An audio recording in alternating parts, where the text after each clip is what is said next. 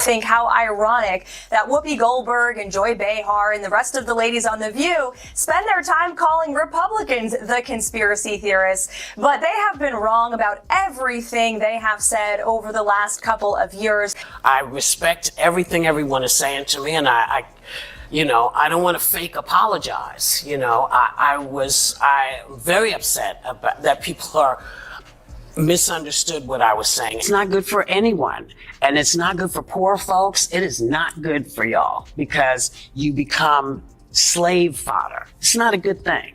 It's not good for women because you are now being told and dictated to, and you can't say anything because they, throw you in a jail or whatever. All right, imagine this. It's a routine day on The View as controversy grows like morning coffee. But this time, things take a strange turn. Young conservative superstar Karoline Leavitt walks into the ring, and Whoopi Goldberg's trademark snark can't prepare her for what's ahead. I am stating facts that your colleagues have stated in the past. Okay, now, I'm sorry, guys. We're going to come back out to the panel. Karoline, thank you very much for your time. These women are completely out of touch with reality, and you're right. ABC. You see, Leavitt isn't here to be a punching bag for Whoopi and her co-hosts. No, she's come to alter the script, facing them in the courts and fighting back with a jaw-dropping $800 million defamation complaint. And this isn't just another spat on live TV, it's a full-blown legal showdown. So what started as a fight of words could affect the fate of The View forever.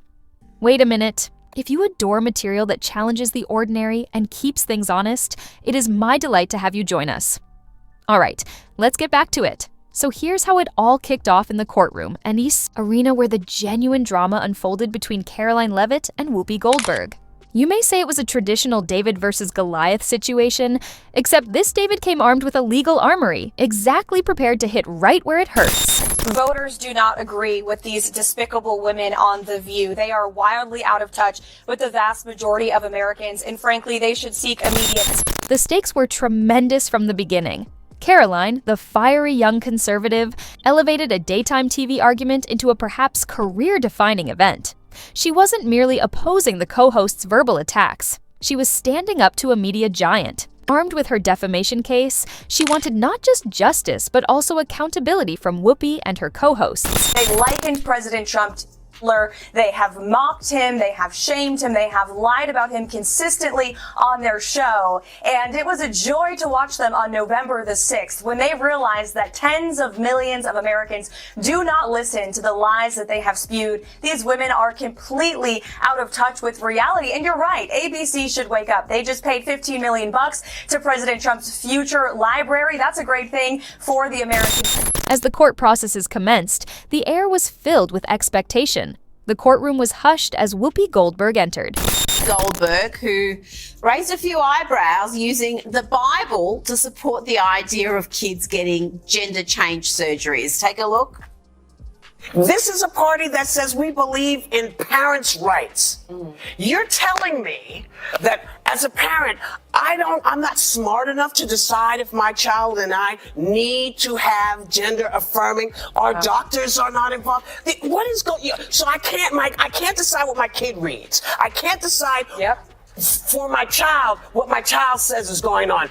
You're telling me your beliefs, and they keep saying it, and I keep saying, what Bible are you reading? Because God was really clear. The $800 million number was just hanging there, casting a tremendous shadow, not only on Whoopi, but over everyone related to The View, and maybe even the entire media business. The mood was tense, palpably so. Whoopi walked in with large sunglasses, covering her eyes, a purposeful gesture, or maybe merely a bad effort at isolation amid the storm of attention. Karoline's legal team started the ground running, blasting bombshell after bombshell. And you know what? They were ironclad. They had documents, plenty of them, from video to transcripts, each methodically illustrating how the co-hosts, particularly Whoopi, launched targeted personal attacks. The evidence wasn't merely about a bunch of unpleasant comments. It developed a full story of character assassination.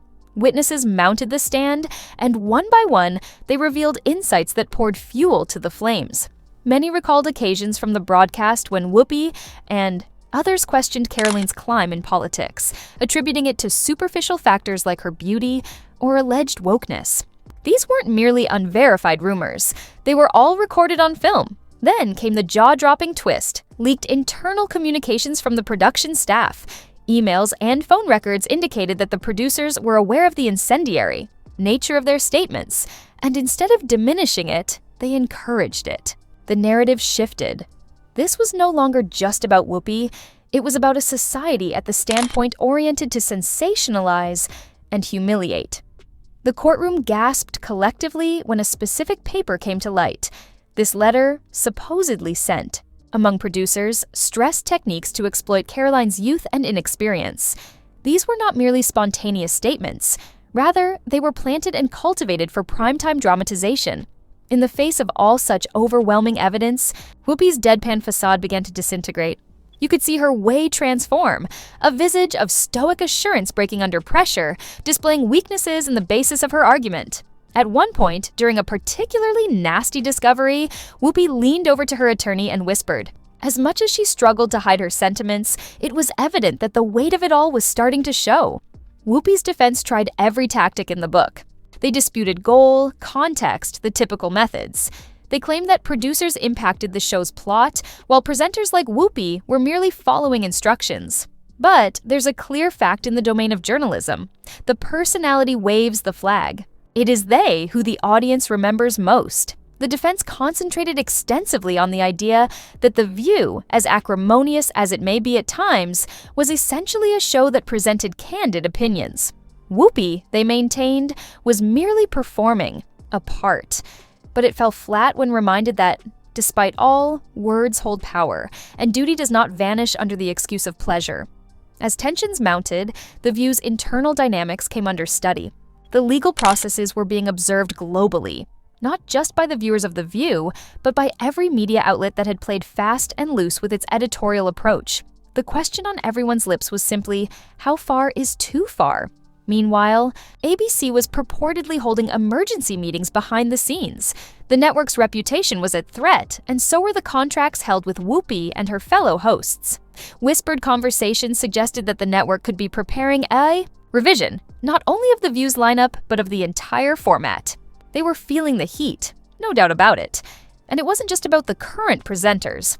A wider, industry-wide conversation was growing, attacking the ethics and duty of discussion shows in general.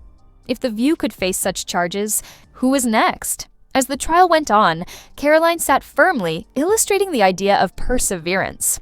Despite the overpowering circus of media, she remained the eye in the storm center, serene, resolute, immovable.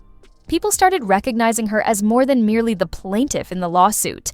She became a symbol for people believing in the power of their voice against media companies. The trial wasn't over just yet. There were still pages left to flip in this court dispute, but the impact was already huge. Social media buzzed constantly with justice for Karoline and media accountability trending like wildfire. Public sentiment, for the most part, gathered behind Karoline, applauding her bravery to tackle what many had been mumbling about, but too terrified to face publicly. So, what do you think? Drop your thoughts in the comments section below. And if you don't want to miss out on the hottest celebrity news, make sure to subscribe to Daily Finder.